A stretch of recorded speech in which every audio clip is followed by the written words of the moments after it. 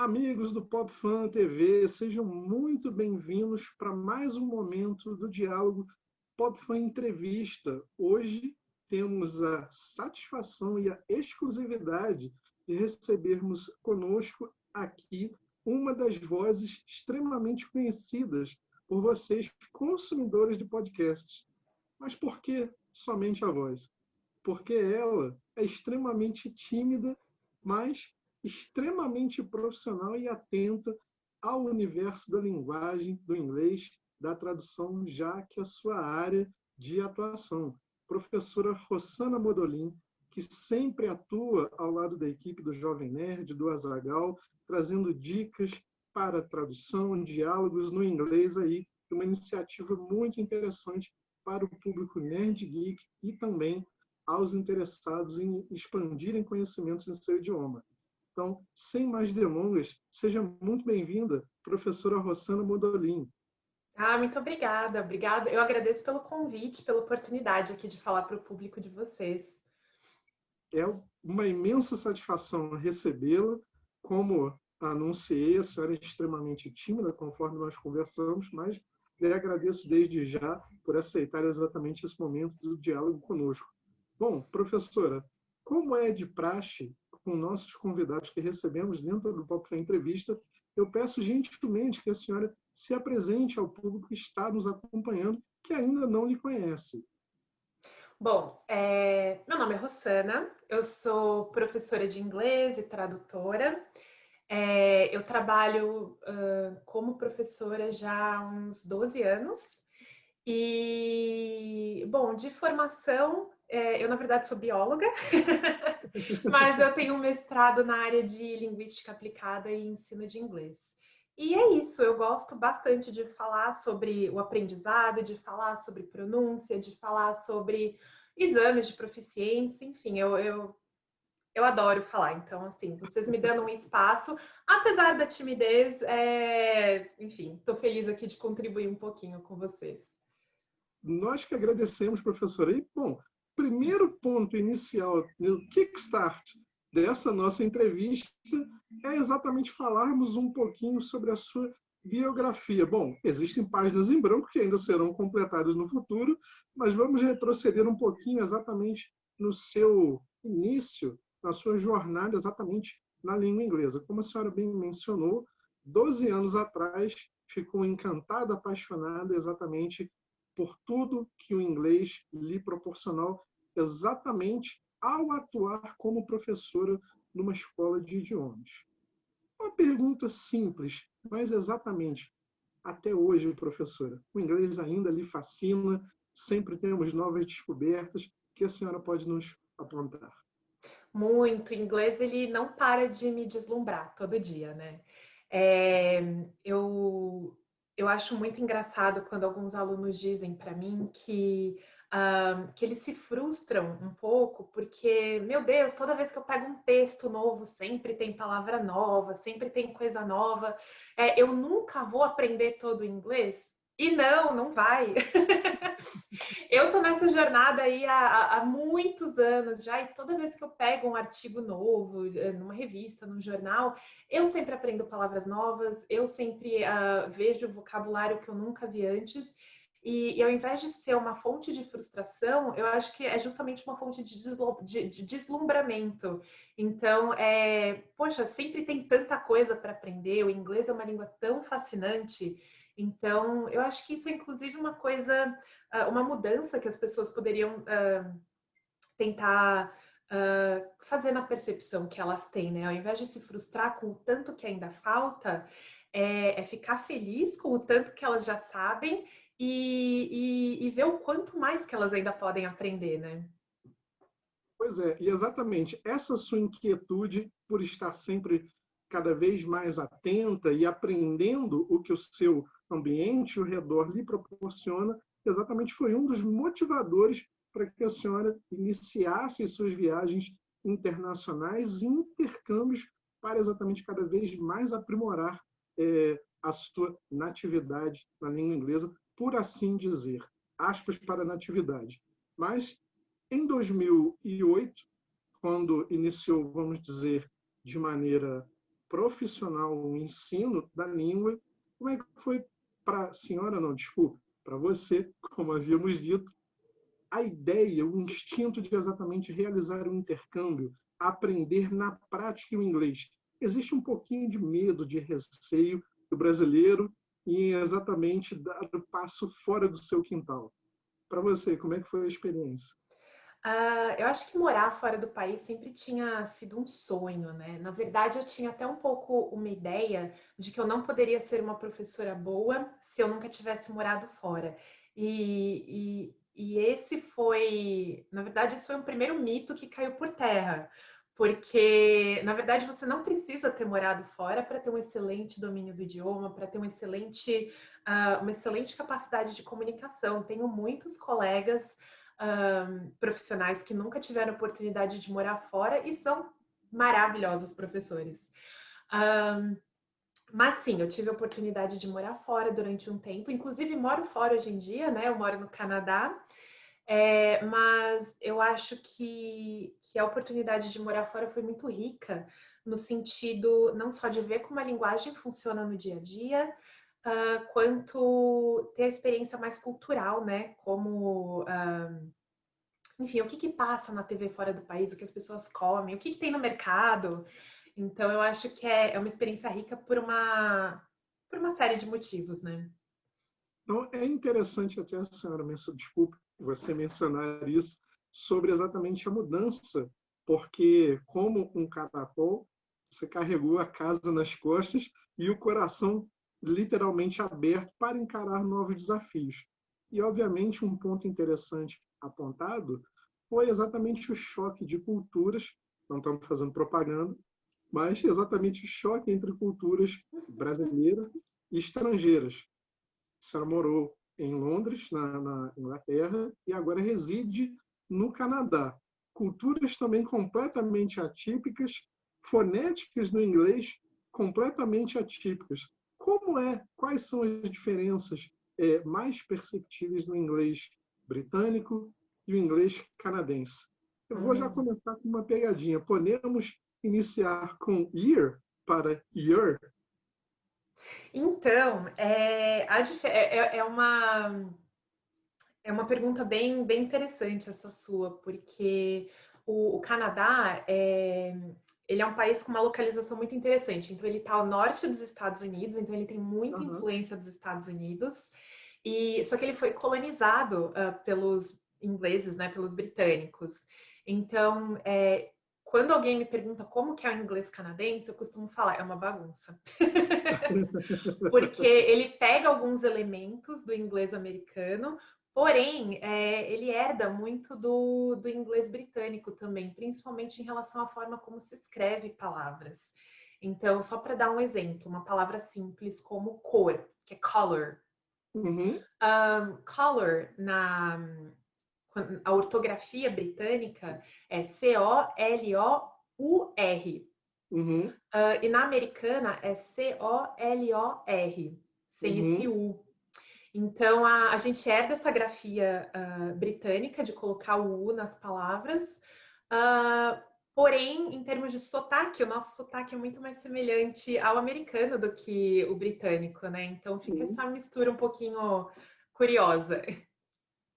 E exatamente, professora, a senhora mencionou as raízes colonizadoras e também a influência cultural do Canadá, mas eu vou aprofundar um pouquinho mais esta situação linguística e curiosa no Canadá. Sabemos também que existe uma influência do francês sobre o inglês do Canadá, até o sotaque, a maneira de exatamente pronunciar-se. Qual foi a situação mais curiosa que a senhora de repente viveu envolvendo inglês e francês no Canadá, seja por pronúncia, seja por percepção de tradução? O que a senhora pode nos contar de curioso? Essa é uma pergunta ótima, porque eu vivo no Canadá, mas do lado francês. Então, eu moro aqui em Quebec. E eu acho que o maior choque que acontece é, É porque, assim, aqui no Quebec, eu moro na cidade do Quebec. Uhum, Então, em Montreal, é muito mais fácil achar pessoas que falem tanto o inglês quanto o francês. Porém, aqui uhum, na cidade do Quebec, como é uma cidade menorzinha, a grande parte, a maioria esmagadora das pessoas fala apenas francês. E quando falam inglês, é o inglês, talvez não tão proficiente.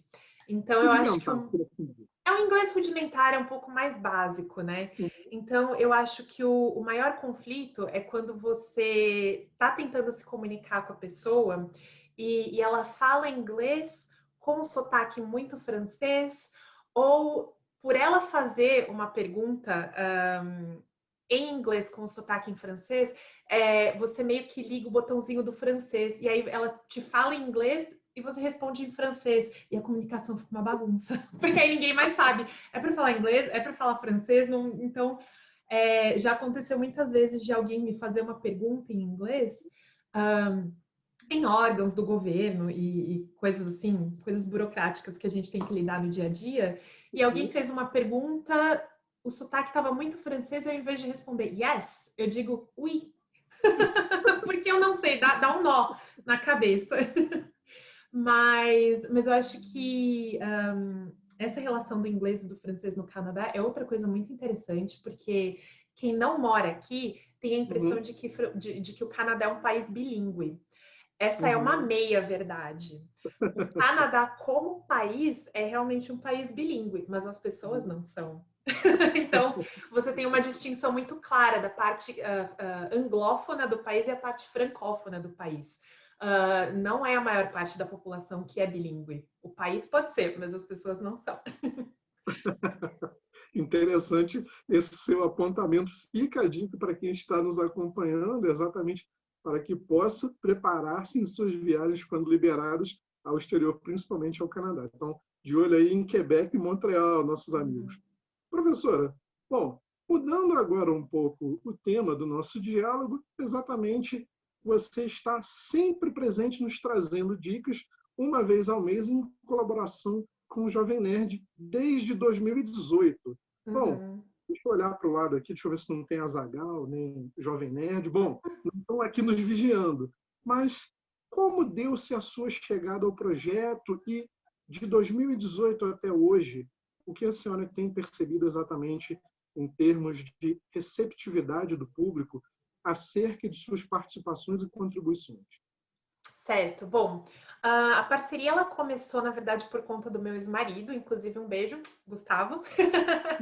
Ah, ele costumava trabalhar na Delta, né, companhia aérea, Aham, e ele, enfim, facilitou uma parceria, né, entre ou eu não lembro muito bem como que foi, mas ele facilitou o contato do Jovem Nerd, do Azaghal, com o pessoal da Delta para, enfim, para eles voarem, né? Porque eles estão sempre em contato. viajam bastante, né? Estão sempre viajando. E aí, numa dessas oportunidades, o Gustavo foi visitá-los, né? No Nerd Bunker. E aí eu falei, pelo amor de Deus, eu sou muito fã dos caras, me leva!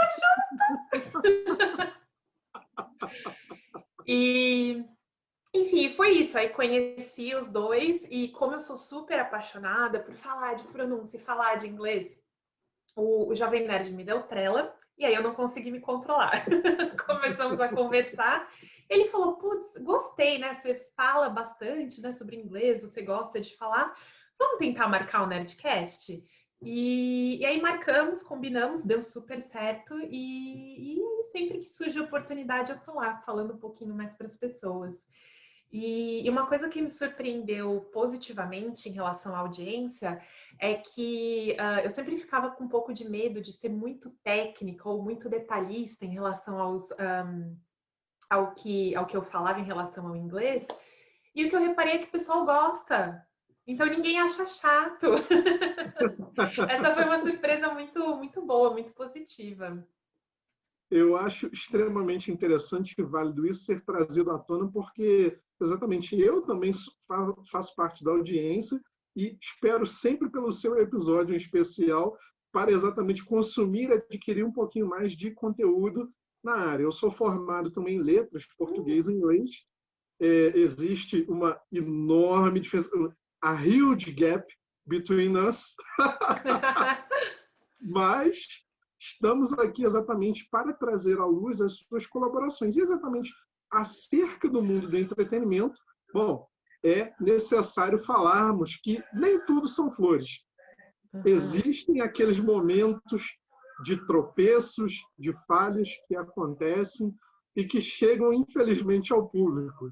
E a gente separou aqui alguns temas muito interessantes para conversarmos com você, como traduções mal feitas ou diálogos extremamente mal traduzidos. Professora, vamos começar por um dos clássicos da comédia. Interessante, óbvio, que nos anos 80 e 90, a tradução, até como hoje, ela procura situar a audiência em relação à temática ou enredo do filme. Mas existem coisas desastrosas. Vamos começar por um clássico, então, chamado Airplane, que é um dos filmes mais engraçados de todos os tempos, conhecido no Brasil como Apertem os cintos, o piloto sumiu. Sim. Professora, a senhora, você desculpe, como profissional da tradução do ensino do inglês, qual o seu olhar e o seu parecer sobre essa tradução, no mínimo, hilária?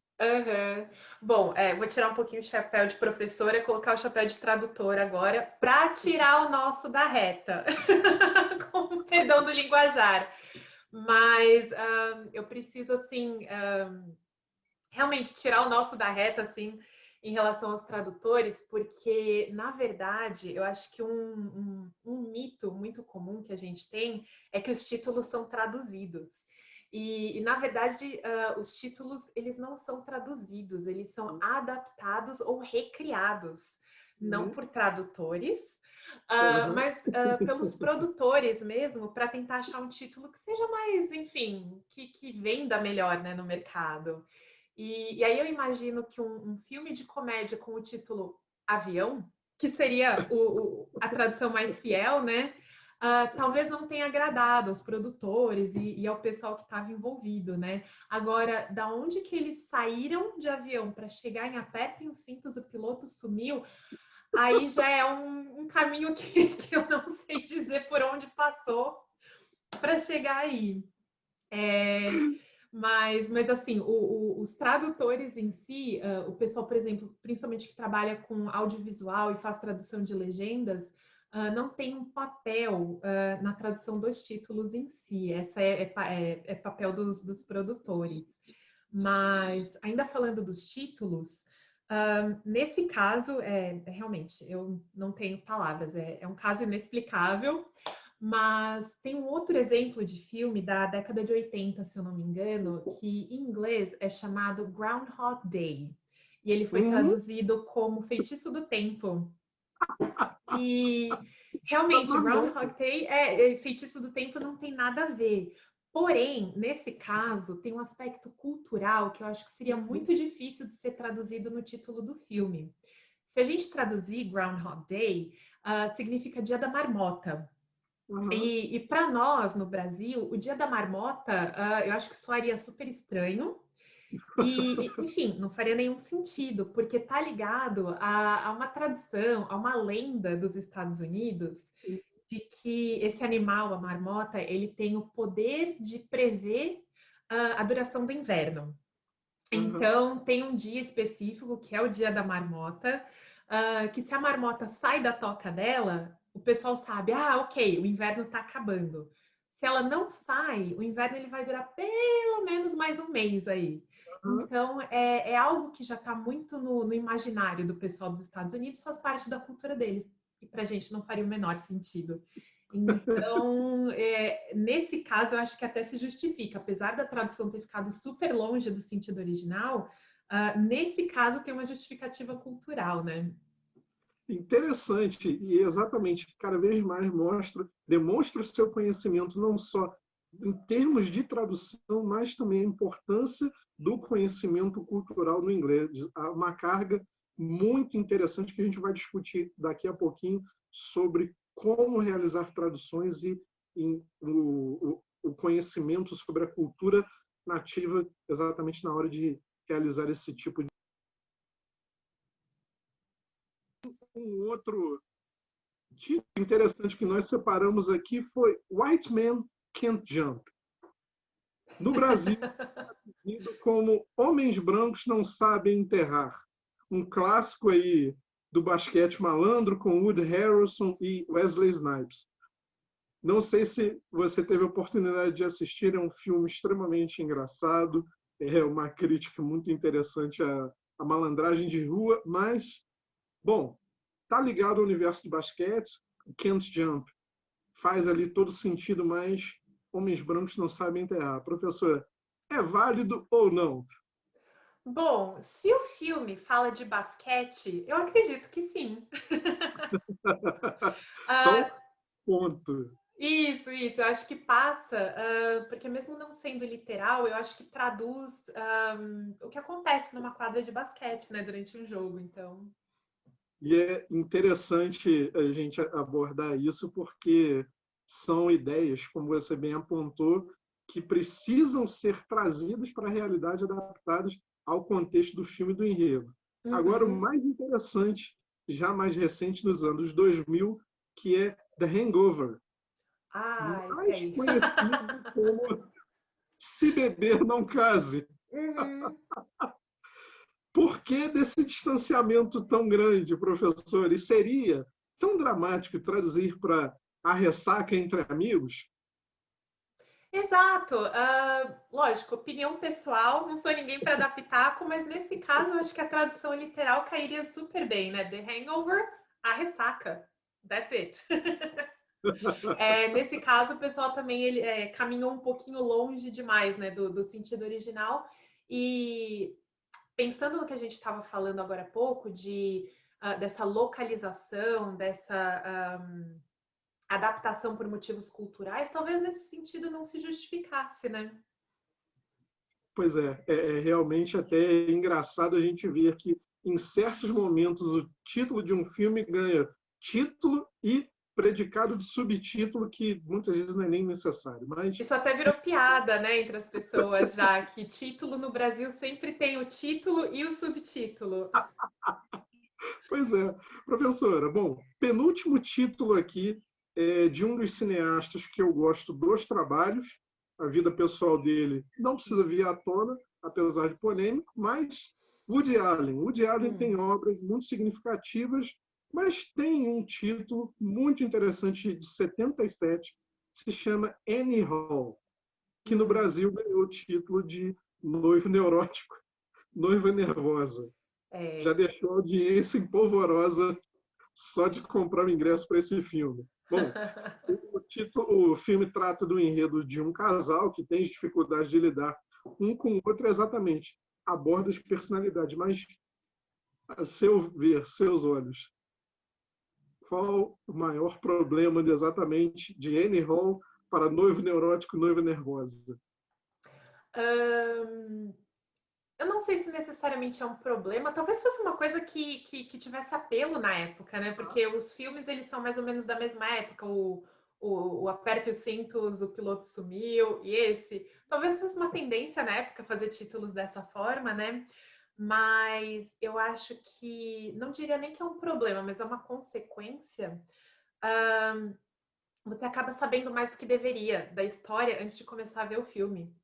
Então, o filme, ele acaba já... O título do filme, ele acaba já contando um pouquinho, né, sobre a história e talvez coisas que você tivesse a oportunidade de descobrir assistindo o filme, analisando os personagens, né? E é uma coisa que se perde nesses casos. É exatamente como falamos, os anos 80 e 90 eram ótimos para a produção de títulos escalafobéticos e fora, vamos dizer, da Sim. noção do público, mas também muito engraçados. Professora, mudando um pouco o tema, mas ainda sobre cultura pop, desde também da década de 80 e 90, os videogames e as produções também cinematográficas tiveram um papel muito importante para expandir não só a cultura, mas o idioma e também a interpretação por parte de seu público. Atualmente, na década que acabamos de adentrar, os anos 2020 promete também ser um marco aí revolucionário na indústria do entretenimento. De lá para cá, do início, desde o primeiro Atari até hoje, a indústria é bilionária do gênero do entretenimento. Ainda existem exatamente pegadinhas e certas armadilhas na tradução ou na forma exatamente de se conduzir a interpretação de um texto. Sob a sua ótica, quais dicas podem ser passadas a futuros tradutores ou até para a audiência na hora de exatamente adquirir um produto desse gênero ou até prestar atenção na tradução? Eu acho que... Bom, voltando um pouquinho sobre o que você falou de videogames, o entretenimento em geral ter sido muito importante para o pessoal aprender inglês, isso é super verdade, porque na década de 80, 90 não se tinha acesso tanto a jogos traduzidos, né, tradução de jogos. Então, quem quisesse jogar, precisava jogar em inglês. E então era uma questão de necessidade você entender o que estava acontecendo, né? E realmente se aventurar no inglês, sem possibilidade de tradução, porque hoje em dia a gente tem o smartphone na mão, Google Translate, e traduz tudo muito fácil, mas na década de 80, 90 não era assim. Então, eu vejo muita gente que jogou muito videogame nessa época e hoje fala inglês super bem. Então, quer dizer, o entretenimento naquela época exatamente foi o responsável pela proficiência que essa galera tem hoje, que é excelente, né? E isso continua acontecendo. De vez em quando aparece um aluno que diz assim, não, eu quero começar a estudar inglês do zero porque eu não sei nada. Impossível. Se você tem uma TV, se você tem um celular hoje em dia, ninguém aprende do zero. Seja assistindo filme, seja passeando num shopping. Você vai ver nome de loja em inglês, você vai ver lá o sale ao invés de desconto. Então, todo mundo já tem... Hoje em dia, quem vive nesse mundo globalizado tem conhecimento de inglês. Muitas vezes maior do que imagina. Então, acho que muitas vezes não se dá conta, né, do quanto se conhece. E também é extremamente importante a gente apontar que cada vez mais, até como a senhora mesmo, desculpa, como você mesmo mencionou, novas tecnologias chegam adaptadas até para o próprio usuário. Para quem quiser ingressar, professor, exatamente na área da tradução, qual é o seu principal conselho neste tempo em que vivemos? Sim, essa é inclusive a segunda parte da sua pergunta, né?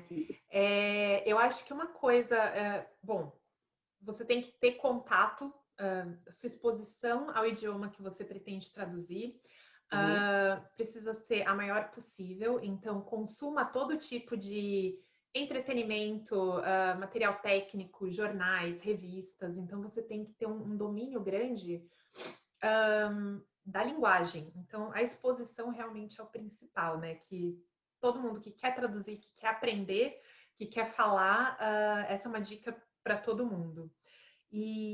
Mas para o pessoal da tradução, ou mesmo quem quer ter uma compreensão melhor do inglês, eu acho que uma armadilha muito comum são os idioms, que são as expressões idiomáticas.